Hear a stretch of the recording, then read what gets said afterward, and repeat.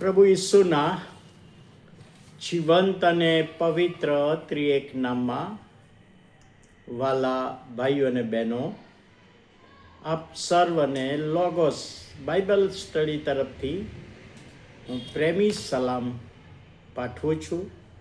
અને આજે 7મી માર્ચ 2026 અને શનિવારનો આ નવો દિવસ આપણા જીવનોમાં પ્રભુએ બતાવ્યો. પ્રભુનો આભાર માનતા પ્રભુના હાથોમાં સોંપાઈએ છીએ.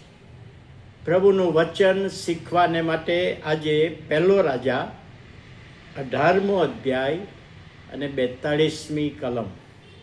પહેલો રાજા 18 અને 42 ત્યાં લખવામાં આવ્યું છે, માટે આહાબ ખાવા પીવા સારું ઉપર ગયો અને એલિયા કાર્મેલના શિખર પર ચડી ગયો અને જમીન પર નીચા નમીને તેણે પોતાનું મુખ પોતાના ઘૂંટણે વચ્ચે રાખ્યું. આ જે કલમ આપણે વાંચી એમાં એલિયાની પ્રાર્થના સંબંધી લખવામાં આવ્યું છે. બઆલના જે પ્રબોધકોને મારી નાખ્યા અને ત્યાર પછી 3.5 વર્ષ વરસાદ પડ્યો નહીં. હવે એલિયાએ આહાબને કહ્યું કે તું પર્વત પર ચડી જા, પુષ્કળ વરસાદના અવાજ મને સંભળાય છે. ત્યારે એ કાર્મેલ પર્વત પર એલિયાએ જે પ્રાર્થના કરી અને કેવી રીતે પ્રાર્થના કરી એ બાબત અહીંયા લખવામાં આવી છે. હવે એલિયાની પ્રાર્થનાને માટે યાકૂબનો પત્ર તેનો 5મો અધ્યાય અને 17મી કલમમાં યાકૂબે પણ નોંધ કરી છે કે એલિયા સ્વભાવે આપણા જેવો માણસ હતો, તો પણ વરસાદ ન વરસે એવી પ્રાર્થના કરી અને એની પ્રાર્થનાને લઈને 3.5 વર્ષ સુધી વરસાદ ના પડ્યો. ફરી પ્રાર્થના કરી અને વરસાદ પડ્યો. એટલે યાકૂબે એ નોંધ લીધી છે.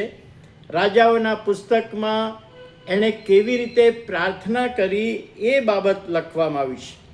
હવે જૂના કરારમાં ઘણી બધી જગ્યાએ પ્રભુના સેવકોએ પ્રાર્થના કરી, ઊભા પ્રાર્થના કરી, બેસીને પ્રાર્થના કરી, ઊંધે માથે પડીને પ્રાર્થના કરી અને એવી રીતે ઉલ્લેખ કરવામાં આવ્યો છે. પણ અહીં આગળ એલિયાએ જે પ્રાર્થના કરી અને ત્યાં કે છે નીચો નમ્યો, 2 ઘૂંટણો વચ્ચે પોતાનું મુખ રાખીને પ્રાર્થના કરી. ટૂંકી પ્રાર્થના નથી કરી. 7 વખત નોકરને બહાર મોકલ્યો જોવા માટે, જો વરસાદ પડે છે. અને 7મી વખતે નોકરે આવીને કહ્યું કે વરસાદ તો નથી, પણ હાથની હથેળી જેટલું નાનું વાદળ દેખાય છે. એ પ્રાર્થનાનો જવાબ હતો. પણ એની પ્રાર્થનાને માટે જે પોઝિશન એણે લીધી, હિબ્રુ કલ્ચર પ્રમાણે શારીરિક બાબતોને મહત્વ આપવામાં આવ્યું છે. જમીન સુધી એ નીચો નમ્યો, એટલે કે પ્રભુની આગળ નમ્ર થયો. પોતાની જાતને નમ્ર કરી, નમ્રતા બતાવી પ્રભુની આગળ 2 ઘૂંટણ વચ્ચે પોતાનું માથું રાખ્યું, એટલે સુધી નમ્યો, એટલે સુધી પ્રભુને નમન કર્યું.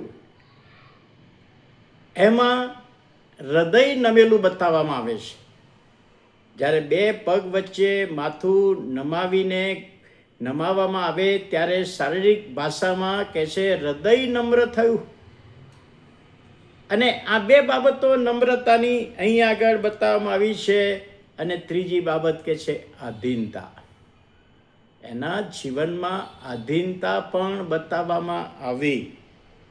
અને તે વખતે કેટલાક લોકો આવી રીતના પ્રાર્થના કરતા હતા.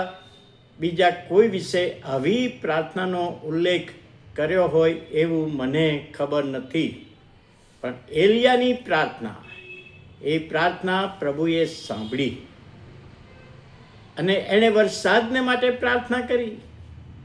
હવે યહોવાએ તો કહ્યું તું આહાબ રાજાને દેખા દે અને હું વરસાદ આપીશ, પણ એલિયાએ કહ્યું કે ના, હું પ્રાર્થના કરીશ. અને એલિયાએ માગ્યું અને આપ્યું પ્રભુએ. એ બાબત આ એલિયાની પ્રાર્થનામાં આપણે જોઈ શકીએ છીએ. અને પ્રભુ આ વચન સમજવામાં આત્માની દોરવણી આપે. પ્રાર્થના કરીએ.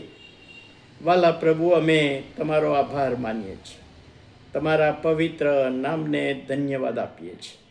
આજે એલિયાની પ્રાર્થના સંબંધી અમે જે વચન શીખ્યા છે એનો આશીર્વાદ અમારી પ્રાર્થનાઓમાં પણ પ્રભુ તમે આપો.